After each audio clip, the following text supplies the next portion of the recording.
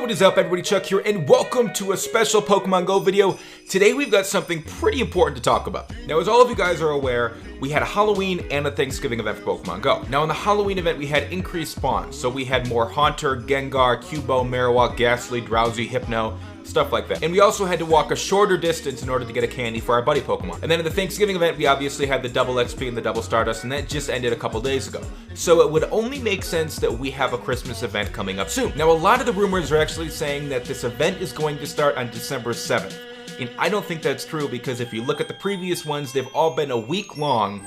And because Christmas obviously isn't for 3 more weeks, I think it'll actually run the 20th through the 27th. Tuesday through Tuesday is normally when they do them. But some people are saying that Generation 2 may actually be launched on the 7th next week. And given how random it was when they brought Ditto into the game, who knows? Generation 2 may be less than a week away. But first, let's talk about this winter event. So my theory is that it's going to start on the 20th and run through the 27th. Now, a lot of people are thinking that the Pokemon that are going to have increased spawns, they're going to be Staryu and Starmie, Seal and Dugong, and then Snorlax. Now, Snorlax doesn't seem to fit, and Staryu and Starmie are water and not ice-type Pokemon. So I think that the Pokemon we're going to see are mainly ice-type Pokemon. So that means Seal, Dugong, Shelder, Cloyster. I think we'll see some Jinx spawns, maybe Lapras. That would be cool, because I still don't have one.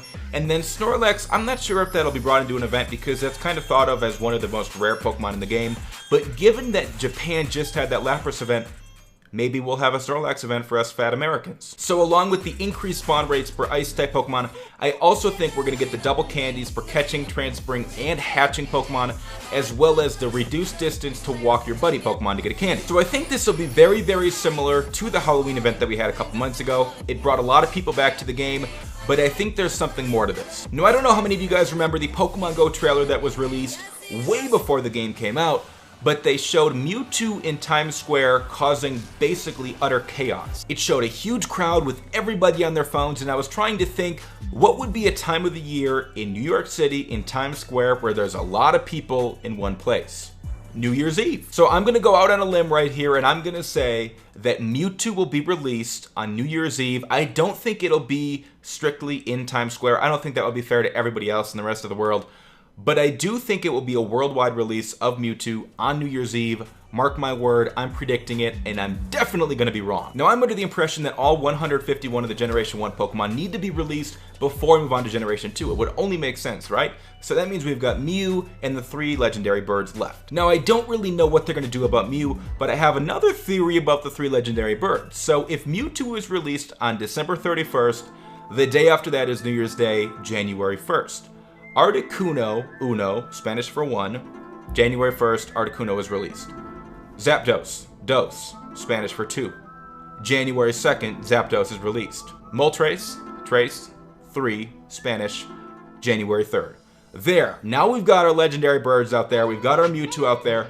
Now, I hope it's not as common as Ditto, because right now I've got people sending me pictures and they've got like 4, 5, 8, 13 Dittos in their Pokedex, and I think it would completely defeat the purpose to wait this long to release the legendary birds and then all of a sudden make it common. Although that's what they did with Ditto, I think these birds are going to be different. So just like it was in the original Pokemon Game Boy games, I think we'll have one chance to catch each bird. If you run out of Pokeballs, you're out of luck. That way, the birds are rare, nobody's getting 18 of them and stacking up gems with really, really powerful Pokemon, and same thing with Mewtwo. I think we get one chance to catch it. If you lose your chance, it's done. And since Mew, Mewtwo, and all the legendary birds have been in the game as of December, all 151 Pokemon are in, and the 100 Generation 2 Pokemon are in, I think we're due with Ditto being released recently.